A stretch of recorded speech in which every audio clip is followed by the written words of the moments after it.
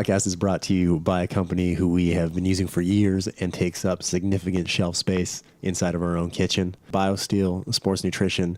It was a product created out of necessity 8 years ago and is trusted by athletes like Connor McDavid, Tyler Seguin, Brooke Henderson, Rosie MacLennan, and Andrew Wiggins. They're really a leader in sports drinks for everyone, from professional athletes to everyday champions. Understand something, guys. Nothing worth ever having in this world comes easy. Do what these champions doing if you're going to be a champion. You control your outcome. Who am I? I'm a champion. What up, champions? Welcome back to our second ever Biosteel Breakdown. I don't know how to, I was just saying I don't know how to intro these, but that's how we're going to do it. I'm Adrian, co-host. Sylvie. And as always, thank you for being here. Our topic this week came about because I was trying to find out which exercise was the most common for people, which just seems to be like a weird, I don't even know why, but I was writing an article. So I started to Google, is squatting, and then I was going to put the most common exercise in a gym. And before I got past the Q and squat, Google autofilled it to, is squatting bad for your knees? So today's Biosteel Breakdown is squatting bad for your knees? Okay. All right. First question. Let's do it. Is squatting bad for your knees? No. Should we just cut it there? No. No, I don't think any exercise is bad for you. Okay, I shouldn't say that. There are very few exercises that are bad on the whole scale. Like for everyone, all encompassing, oh, that's bad, you should not do it. There probably are a couple, we could find them, like back squatting on Bosu balls or something like that. But on the whole, I think there's an application for most things. So is squatting bad for your knees? No. For some people, perhaps it's an exercise that doesn't work with their body. And that could be a variety of different things. It could be injury history. It could be bony structures. It could be, I don't know, like they could have long femurs and bad dorsiflexion, which is an inside joke, which no one gets. So, but there could be extenuating circumstances that force you out of that movement pattern, and that's okay. But on the whole, no. Okay. So that's no. It's okay. Not. Did I mention that it's not bad? Yes, you did. Okay. So this is something that comes up all the time. Is it bad? And there's a lot of debate back and forth. Is it bad for your knees to go past your toes in a squat? No. Again. Excuse me. So that kind of feeds into the first one. This has got to be one of the most prevalent fitness myths in the world, in the business, I think. If you go inside a gym, you can look around and you'll see all these people working with clients, and they'll be like, oh, no. Keep your knees behind your toes. So first off, that's not even really accomplishable in a lot of positions, like going upstairs or right. or sitting here. Excuse me.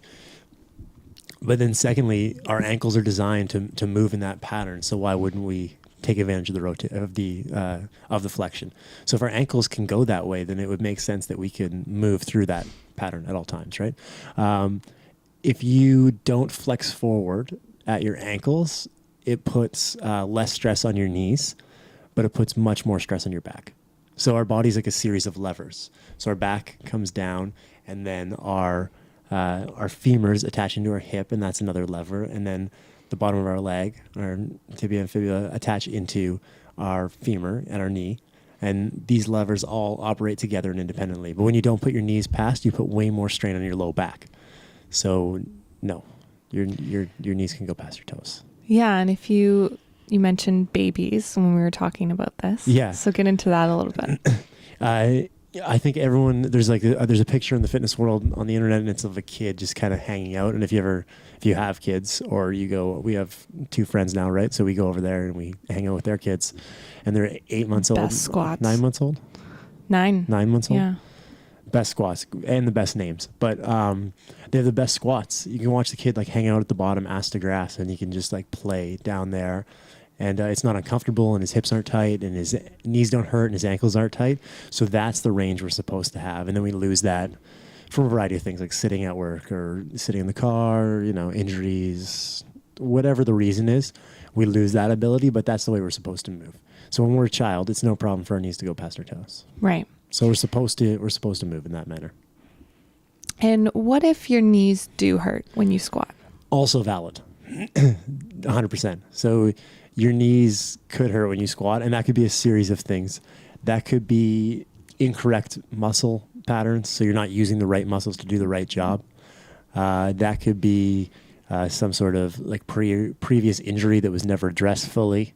That could be a boning restriction, which means that physically your body can't move into that position because you end up grinding bone on bone. It could be bad squatting patterns in general. So your knees shouldn't dip in as you squat. So that's something that I'll say as a blanket statement. As you squat, your knees should stay out. They shouldn't dip in. If they dip in, it starts to put pressure to the inside of your knee, the medial aspect of your knee. It's called a valgus stress, which is not important. But what is important is that stress puts more pressure onto the ligaments and into the joint. So you could be squatting in that manner. So it hurts your knees because you're not in the appropriate position. So I think the biggest thing is to have a professional with you, some sort of coach around, or a therapist to look at a pre-existing issue and kind of make adjustments and suggestions based on that. Like, oh, I see this. You're not using your glutes to squat, so as a result, you have pain in your knee because it's coming from your quads, right? Mm-hmm. So I think the important takeaway on that is if it does hurt, then you should probably consult a professional, not just go on YouTube and Google it. What if someone wants to start squatting? Where should they start? Okay, last point, I guess, would be how do I start squatting if I want to squat? Yeah. So, okay, for 100 years, for 20 years, I thought squatting was bad. And now... You've been alive that long? Yeah. And now I think it's good. How do I start? That's the question. Okay. Progressions is my answer. We have this obsession with going from 0 to 1,000, not even 100, just 0 to 1,000 and skipping everything in between, which is unrealistic. So we were talking about kids.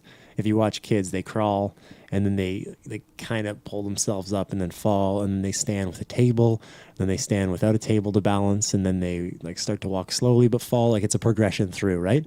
So we need to do the same thing with our health and wellness journey, our fitness journey, our strength and conditioning journey. So start out body weight, no weight at all. If you want, you can hold a plate in your hands as a counterbalance. So as you go down... Explain what counterbalance is. People don't know. A counterbalance is something that helps your body maintain the correct position. So lots of times when we're squatting, we need to activate our core. And if you hold something in your arms, like a book or a plate, or... and by plate, I mean weight training plate. Something that goes in the bar. Plate. A dish, if you had a really heavy dish, perhaps that would work as well. But start with body weight and then progress. Hold a dumbbell or a kettlebell up in a goblet position. Then you could progress into a front squat position, then into a back squat position, and you're just slowly making incremental adjustments. Again, maybe we'll do a little mini video on that. Yeah. I'll tag that in there. I'll do a little video and then we'll put it at the bottom of this. Perfect. Is squatting bad for your knees? Progression back to rock star status? I don't know. Championship squatting. That's what we'll call it. Okay. Progression is my suggestion. And then also do some accessory work as well. So don't just squat. If all you're going to do is squat, if you want to squat, don't just squat. It's important that you also do accessory stuff. So single leg stuff like lunges, like single leg RDLs, lateral lunges, sled pushes, sled pulls, that sort of thing. Right. That's it. Okay. That's everything. That's it. So to recap. Recap. Is squatting bad for your knees? No. Should your knees go past your toes? Yes. What else did you ask me?